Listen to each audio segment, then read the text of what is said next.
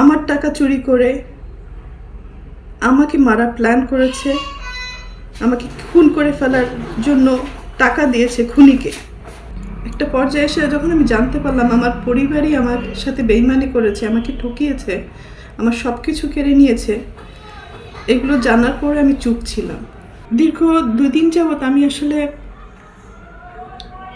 দেখলাম যে আমার পরিবার কতটা নিচে নামতে পারে, কতটা হীন পরিচয় দিতে পারে, কত হিংস্র ব্যবহার করতে পারে, কত নোংরা শব্দ ইউজ করতে পারে। সাথে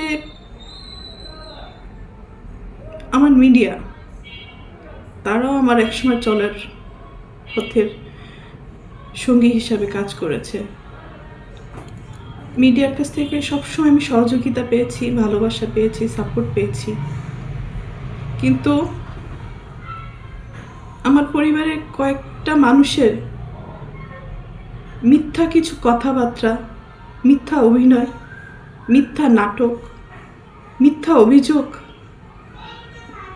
বলার সাথে সাথে যে মানুষগুলো আমাকে সব থেকে বেশি চেনার কথা, জানার কথা, সাপোর্ট করার কথা, সেই মানুষগুলো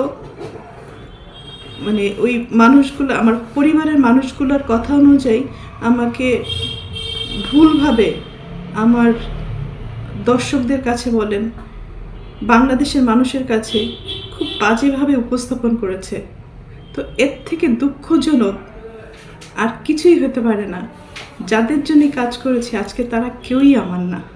এই জন্য হয়তো আল্লাহ বলে, যার যার জীবন হিজ হিজ হুজ হুজ, কিয়ামতের মাঠে কেউ কাউকে চিনবে না।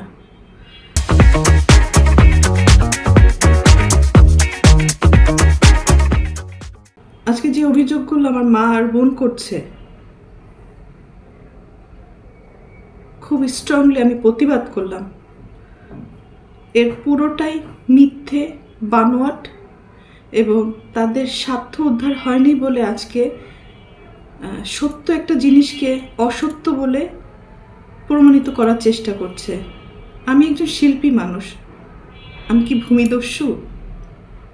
আজকে যাদেরকে আমি এই 2 হাতে ছোটবেলার থেকে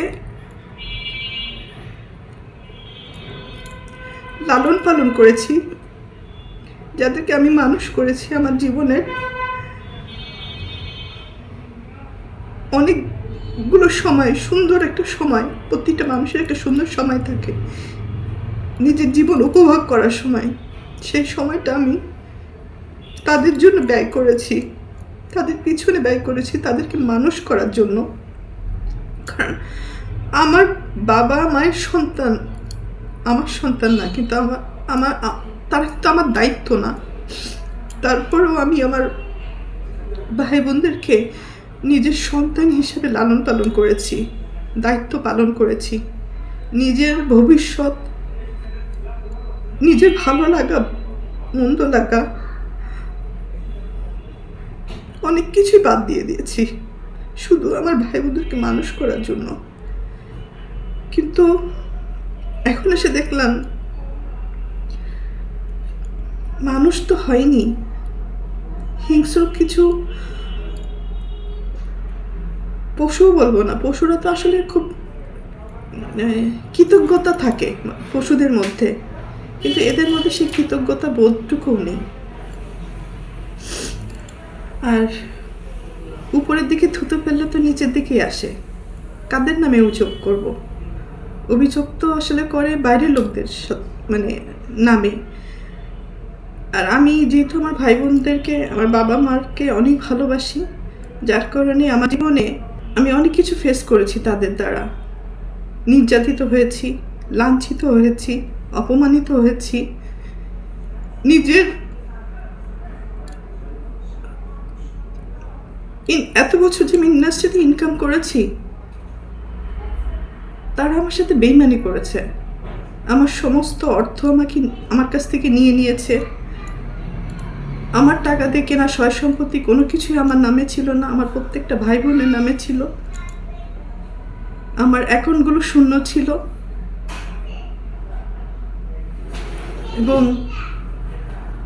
আমার গাড়ি, শুধু আমার দেহটা ছাড়া আমার কোনো কিছুই আমার ছিল না, সব কিছুই তাদের তাদের আন্ডারে ছিল। হ্যাঁ, আমিও তাদের আন্ডারে ছিলাম। তো একটা পর্যায়ে এসে মানুষের জীবনে বেঁচে থাকার জন্য কিছু না কিছু প্রয়োজন হয়। তো বেঁচে থাকার মতো শুধু আমার জানটা ছিল হয়তো। তো একটা পর্যায়ে এসে যখন আমি জানতে পারলাম আমার পরিবারই আমার সাথে বেইমানি করেছে, আমাকে ঠকিয়েছে, আমার সব কিছু কেড়ে নিয়েছে, এগুলো জানার পরে আমি চুপ ছিলাম। আমি যাদেরকে কোলে পিঠে মানুষ করেছি এই হাত দিয়ে, আমি তাদের দ্বারা অনেক বেশি নির্যাতিত হয়েছি। তারা আমাকে ফিজিক্যালি অ্যাসল্ট করেছে,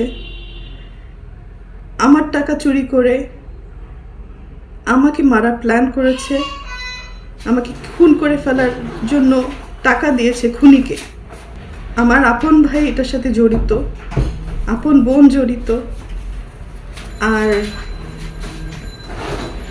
একটা সামিন নামে একটা ছেলেকে পালক নিয়েছিলেন। তারপরও আমি অ্যাকসেপ্ট করেছিলাম যে ঠিক আছে, একটা মানুষ তো, একটা বাচ্চাকে লালন পালনের দায়িত্ব নিয়েছিলাম। তো পরবর্তীতে দেখলাম এটা যখন হাতে পায়ে বড় হয়ে গেছে, তখন ওই হাত দিয়েই আবার আমাকে আঘাত করেছে। অনেক সময় এইগুলো কিন্তু আমার মুখের কথা না, এটা সত্য ঘটনা। এটা থানায় জিডি হয়েছে, মামলা হয়েছে এবং তাদেরকে আটক করা হয়েছিল এই ক্রাইম করার জন্য। পরবর্তীতে আমি তাদেরকে মাফ করে দিয়েছি, কারণ আমার ভাই বোন তো।